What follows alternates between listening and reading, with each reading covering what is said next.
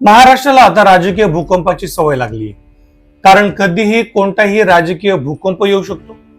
आताच्या घडामोडी पाहता एकनाथ शिंदे यांच्या सोबतच भाजप मोठा गेम करण्याच्या तयारीत आहे का, असा सवाल देखील उपस्थित होऊ लागलाय. भलेही शिंदे सध्या उद्धव ठाकरे गटाचे खासदार फोडण्यात यशस्वी झाले असले आणि आमदारांनाही फोडण्याच्या प्रयत्नात गुंतलेले असले तरी भाजप शिंदे सोबतच गेम करण्याच्या तयारीत दिसतोय.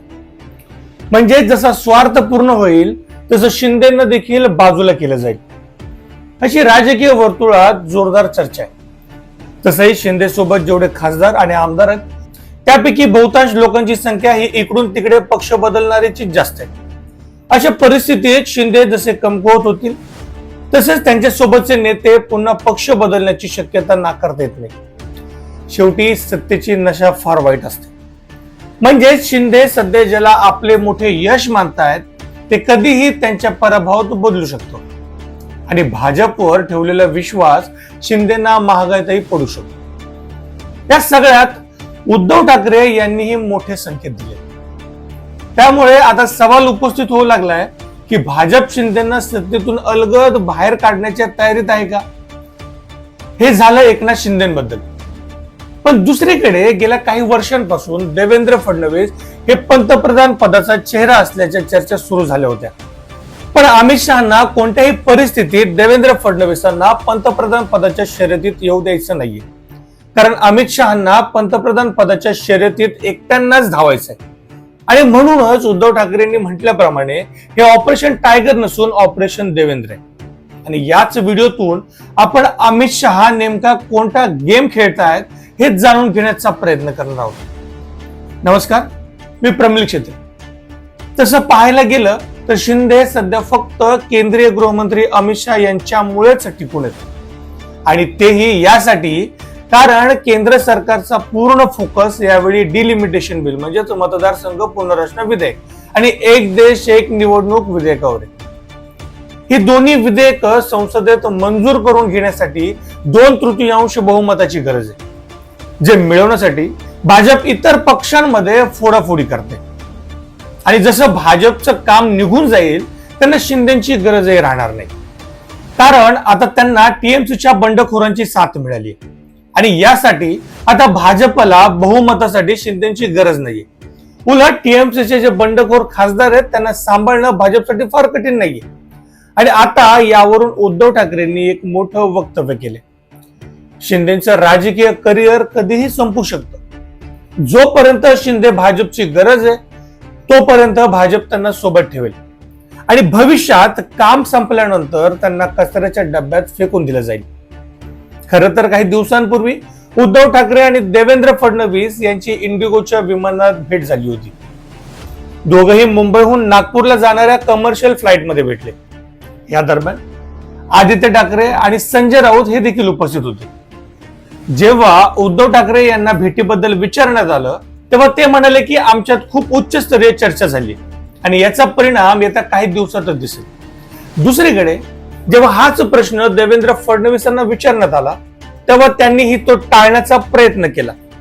फडणवीस म्हणाले की आम्ही तिघे उद्धव ठाकरे, संजय राऊत आणि मी एकाच फ्लाईटमध्ये होतो आणि ही आजची सर्वात मोठी बातमी. तसं हे खरंही होतं.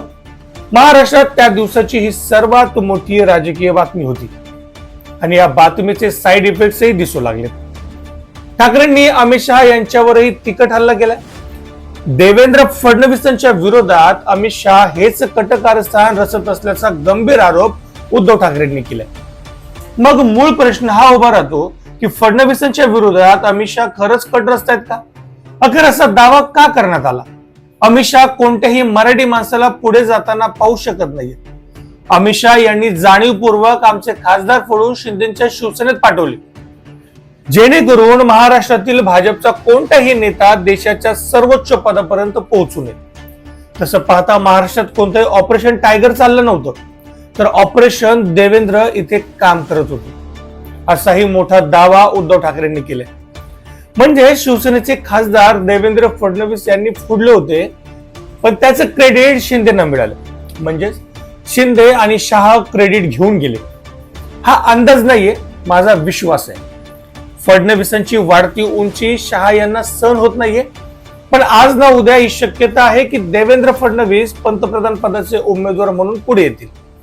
आणि त्यांनी माझा पक्ष फोडलाय, पण तरीही मी म्हणतो की शाह फडणवीसांना पसंत करत नाहीत, असंही ठाकरे म्हणालेत. याशिवाय उद्धव ठाकरेंनी एक प्रकारे केंद्रीय गृहमंत्री अमित शहा आणि देवेंद्र फडणवीस यांच्यातील दरीबाबत उघडपणे घोषणाच करून टाकली. यानंतर हे प्रश्नही उपस्थित होत आहेत की 4 वर्षांपूर्वी महाराष्ट्रात शिवसेनेच्या आत जे बंड झालं होतं आणि बंडानंतर असे दावे केले जात होते की देवेंद्र फडणवीस राज्याचे मुख्यमंत्री बनतील आणि सोबतच शिंदेंना उपमुख्यमंत्री केलं जाईल. पण अचानकच बातमी येते की मुख्यमंत्री पद शिंदेंना दिलं जात. नाराज फडणवीसांनी उपमुख्यमंत्री पद स्वीकारण्यास नकारही दिला होता.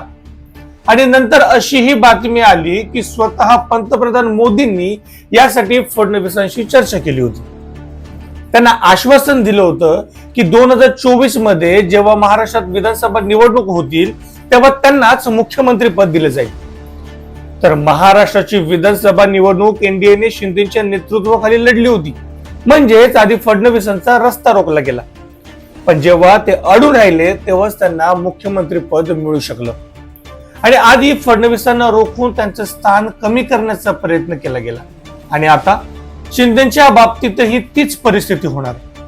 आणि हेच कारण आहे की शिंदेचा दबदबा सध्या केंद्रामध्ये दिसत असला तरी राज्यात देवेंद्र फडणवीस हे शिंदेना फार भाव देताना दिसत नाहीयेत. शिंदेना कमकुवत करण्यासाठीच फडणवीसांनी अजित पवारांशी हात मिळवणी केली होती. म्हणजेच महाराष्ट्र भाजपच्या आतही सर्व काही ठीक नाहीये. सध्या सत्ता म्हणून सर्व काही समोर आलेलं नाही. पण ज्या प्रकारे शहा आणि फडणवीस यांच्यातील दरीबद्दल उद्धव ठाकरेंनी सांगितलंय त्यानंतर अनेक प्रश्न निर्माण झालेत. प्रश्न खूप आहेत आणि लोक म्हणतायत की शाह शिंदेच्या मदतीने फडणवीसांना कमकुवत करण्याचा प्रयत्न करतायत. तर दुसरीकडे फडणवीस RSSच्या मदतीनं शहा यांना उत्तर देताना दिसत आहेत. सध्या आता ज्या प्रकारे महाराष्ट्राच्या राजकारणात भूकंपाचे संकेत मिळू लागलेत त्यावरून असा दावा केला जातोय की मतदारसंघ पुनर्रचना विधेयक आणि एक देश एक निवडणूक विधेयक संसदेत मोदी सरकार मंजूर करून घेण्यात यशस्वी झालं तर.